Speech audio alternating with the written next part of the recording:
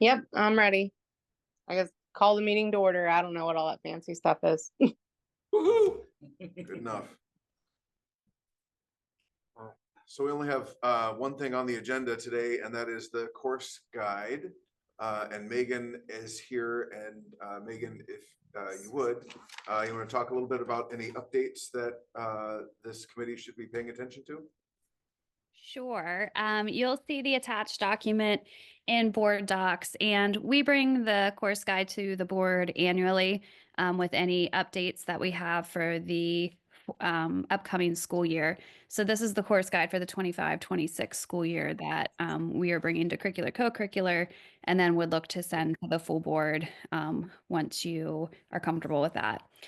In the attached document, you will see anything that would be a change is highlighted in yellow, just for the ease of being able to quickly look at the changes.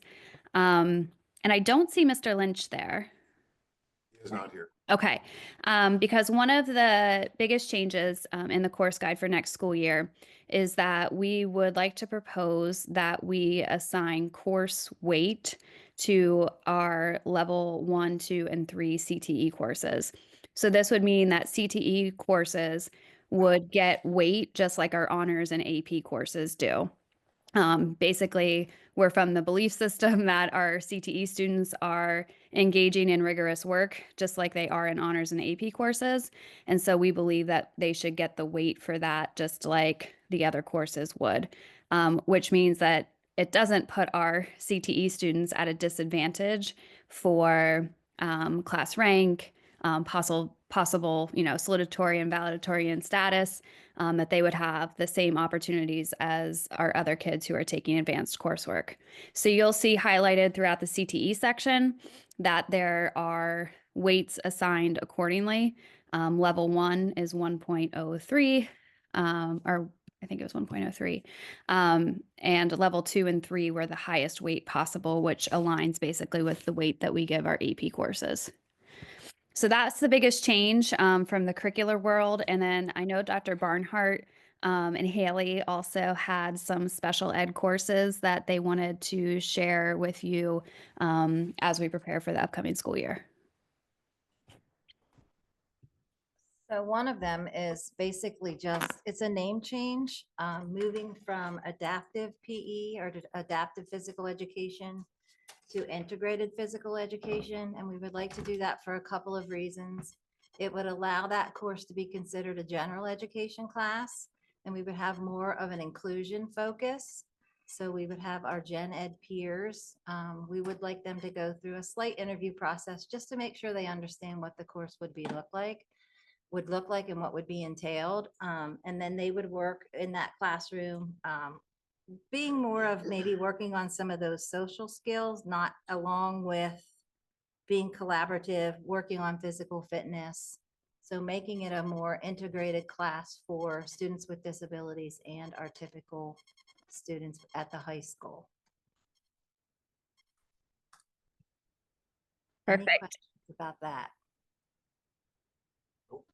And then just two other changes I wanted to point out. You'll see under CTE, we are proposing the addition of a biotechnology program. This would be a new program to CTE, but it would be using existing staff to teach that program. So it won't have personnel implications, but it does add another program for our students to take. And it is, you can see the description and all the coursework that students would be taking in that biotech program. But it's a very lab intensive study of the biological sciences. So we think we have done some surveys with students, and there's a lot of interest regarding this program. So it is something that we would like to begin next year. Kurt has already been in the process of getting PDE approval for that as a new course of study. So I did want to highlight that because that is an exciting change to the course offerings within CTE. And that was basically it. I know I said I had two things, but I think I really only meant one. The other thing must have been a lie. It must have been. Teachers a lie, Yep, that's it. That's what my grandma always said. If you can't remember it, it must have been a lie. That's right. So all right. And then Megan, we did have another one that with the focus for our low incidence populations. Do you want me to talk about that now? Yeah, sorry. I thought you were, yep, you're right. No, that's okay. So what we're trying to do is we've recognized that students come to us at the high school in ninth grade. Most of them are 14 years old. And they stay until a day before their 22nd birthday. And most of them are doing the same thing at the age of 22 that they're doing at the age of 14. So we'd like to split that out and offer for our students who are considered 12 plus students, a course called Empowered Living Career and Life Prep. And what that would be more transitional skills, working within the community, getting students ready to be employable, working on independent living skills. And that would be a different track for them. So it would be new for this school year. I asked Haley to come to speak because she currently oversees our school to work program, which we continue to grow. And she also works with our Empowering Futures work-based learning program, and then also the Intro to Career Readiness, where some of our students are being integrated into that CTC coursework. So I'm just going to ask Haley to talk just a little bit about what this empowered living course would look like. Hi. So for the empowered living career and life prep, like Dr. Barnhart said, it's for those 12 plus students. And we have a student work program, and we have the pathway to industry and human services pushing into those career and tech classes. But we noticed there was a little bit of a void for those kiddos that really need the independent living skills. They really need a push with, daily living skills. So empowered living, what it focuses on those students who need a little more support in career readiness. They're not quite ready to go to the student work program. We do have a job coach, but they still need some more support than that. And we wanted to, over a 3-year, there's a 3-year course outline in case they do stay, because some of our seniors that come for 12 plus, they can be here for longer than a year or two. So it really will focus on basic independent living skills, some functional academics, and then developing independence through some independent living skills. Like we'd really like to try to come up with a mock apartment for our kids to go to, like to have that focus be for maybe the month of October, like how to take care of your apartment, how to grocery shop, how to store your food, cleaning up after yourself, things of that nature, and give it a more real life feel. We also wanted to focus on getting those students out in a group aspect to some different employment options. Maybe once a week we could go to the hospital, and the focus is, working in a laundry service. So incorporating social skills, those independent living skills, and the career skills. All right, question for you. Yes. This empowered living thing, Yes. it says 12 plus grade students. So I thought we only had 12. They only go up to 12. So students with disabilities can stay until they're 21, and actually now a day before their 22nd birthday. So when they come to us at the high school, they can stay from age 14 until 22. So this is why we're saying we want them to have a different path and other opportunities to really prepare them for when they do graduate, what they can do when they leave and work in the community. Many of them could hold jobs. We just need to give them the skills. And I think this would also provide the parents with the skill set and the confidence that their child is really ready to be an employable citizen. Why can't we have this for everybody? Well, Roger, I don't know if we want everybody staying at school until they're 22. No, I'm not talking about that, but basically I what know. I'm reading here. Right. Why can't we have that for everybody? And it does simulate a little bit what we do in some of our CTC courses. But we just recognize that we need to offer more. We don't want students coming in and it being all academic for 8 to 9 years when there are a lot of different things that we can do to prepare them for life. And the community piece is big too, really trying to pull the community in to work with us and be collaborative partners. Do we have any like economics classes now that, teach you I don't even know if people write checks anymore, but you know what I mean? Like writing checks and how the stock market works and Yeah.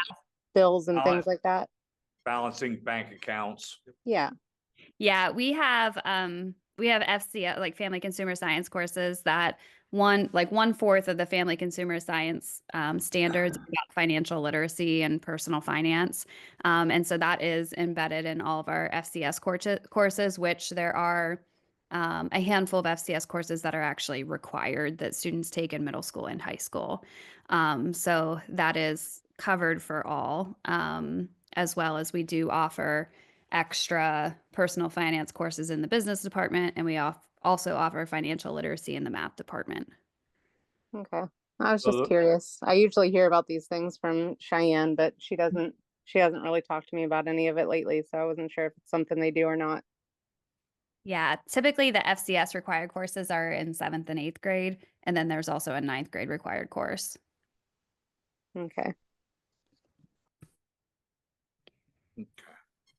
And then Frank, very friendly in a friendly way, reminded me what my second thing was when I fell off earlier. And it was, and it Let's was, hear the lie. yeah, God for here's the text. lie. Here's the lie. On page 45 of the document, you will see that there are 2 leadership courses that are highlighted in yellow. Those are in addition to the course catalog from that would be new this year. The leadership courses are the courses that we run that are associated with Jostens Renaissance. We offer the courses at the middle school as well.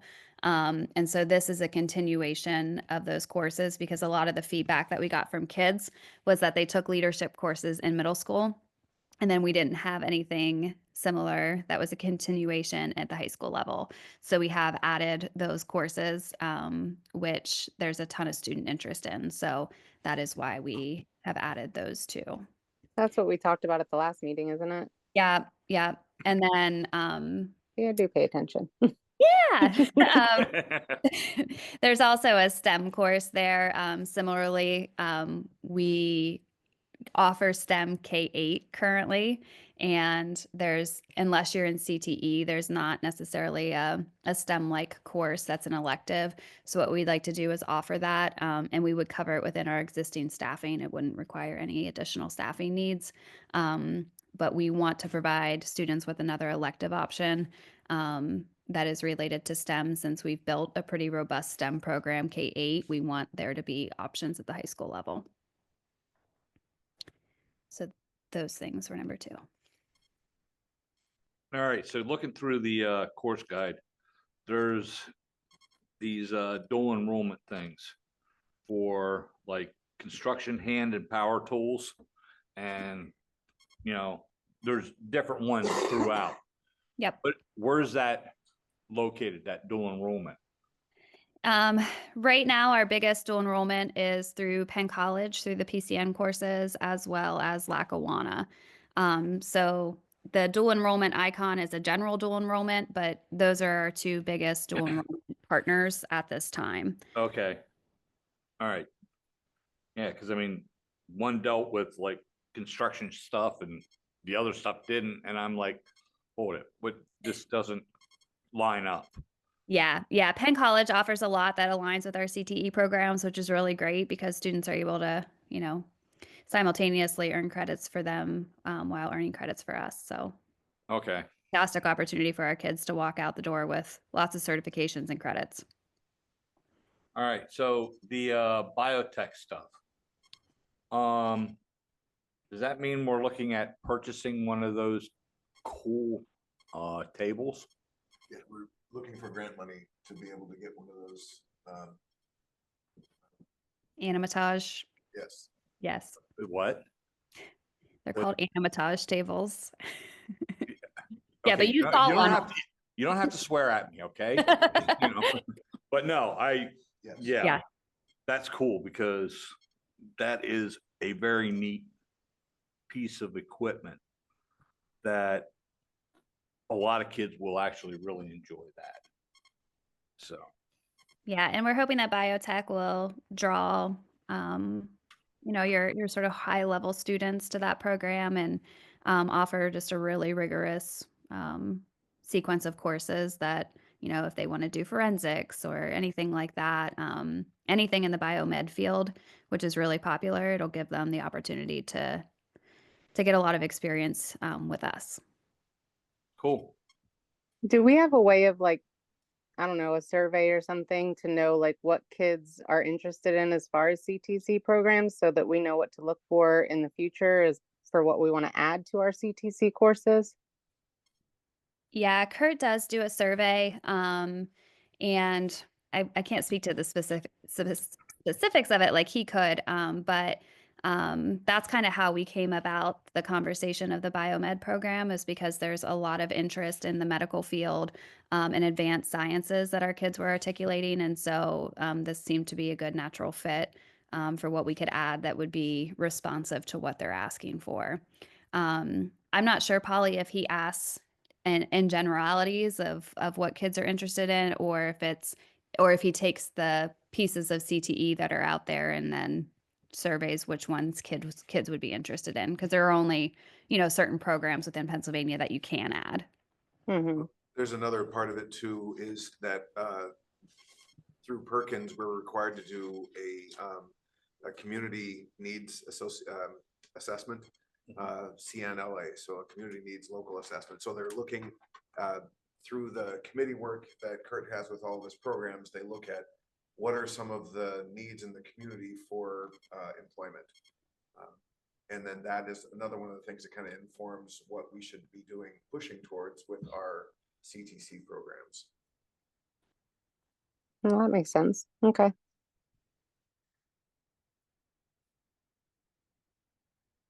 All right.